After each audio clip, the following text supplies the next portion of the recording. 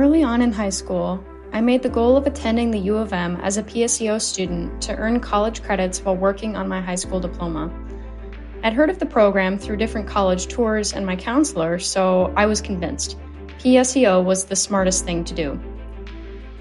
Getting into the U as a PSEO student required high grades and extracurricular activities.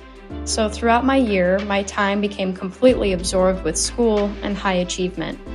I got A's, I volunteered, and I trained for competitive fencing. 2 years blurred by, and in the spring of my sophomore year, I was accepted into the U of M as a PSEO student for my junior and senior year. My hard work had paid off, but this was no time to relax. I was heated with warnings about high school students who tried PSEO but couldn't keep up, and were haunted with low grades all through college. Determined to be responsible, I remained totally locked in, grinding away hours and hours for reading, studying, and office hours to keep up and even excel in this new environment. I earned A's in my classes where my professors knew me by name, and I continued to compete in fencing. The climb continued, and before I knew it, I was graduating from high school with over 40 college credits to my name.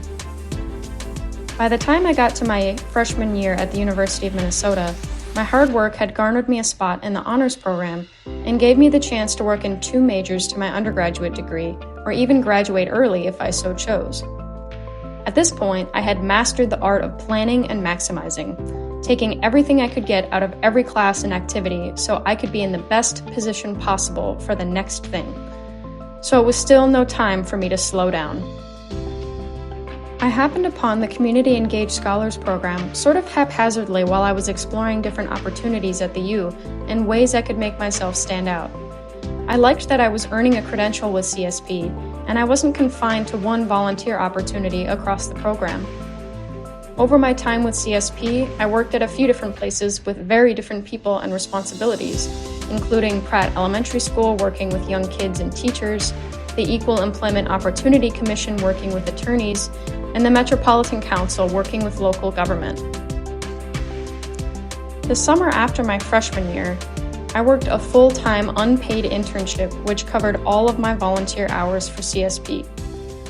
Though the internship was a great learning opportunity and I learned some very unique credentials, I was miserable and exhausted by the end of it. Every day had been fumbling in the dark and learning by doing, to which I felt wildly unqualified and unsure every step of the way.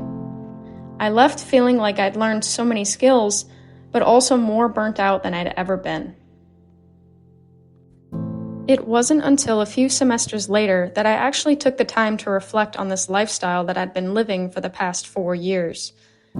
I realized that my day-to-day life had boiled down to an indefinite climb upwards without ever really thinking about my destination.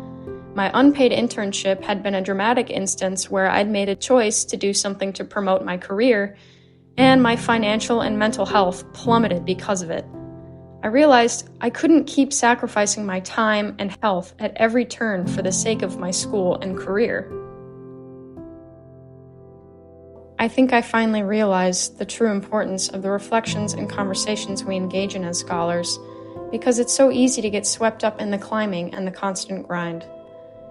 I hadn't really asked myself what I would find truly fulfilling to do with my time, or what kinds of values I want to exercise, because too much of my focus had been concentrated on what would be competitive. My time is a limited resource and is deeply precious, so how do I want to spend it? Who am I and what value can I bring to my community? These questions were clouded by my need for credentials and earning that CSP helped reveal to me. The truth is, the way I was living and working wasn't sustainable. So many irretrievable moments passed me by because I was too busy or too stressed.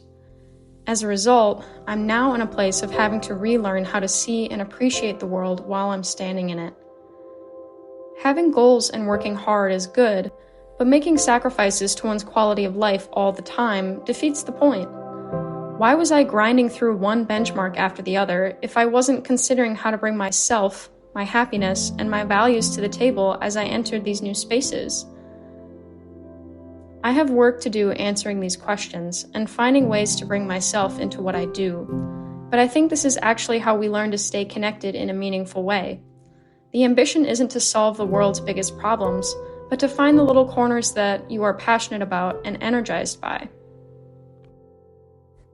I feel lucky that this was my arc while participating in CSP, and my offhanded choice actually led me to take the pause and reflection that I didn't know I needed.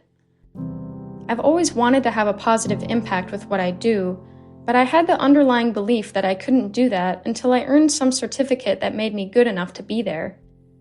I've since realized that life is happening now, and the best thing anybody can do is to show up as themselves and bring their unique values and strengths to the room, no matter where they are in life. But the key is to actually know yourself, your worth, and what you believe in. CSP helped me to see the bigger picture of what I wanted my life to be like. I'd forgotten how to take a breath and how to take a step back. I needed to learn intention and start finding what was valuable to me and my community, not just the people looking at my resume. Just like Parker Palmer said, our deepest calling is to grow into our own authentic selfhood, whether or not it conforms to some image of who we ought to be. I've got more learning and reflecting to do, but I'm thankful to CSP for helping me break out of the cycle and start growing into who I want to be.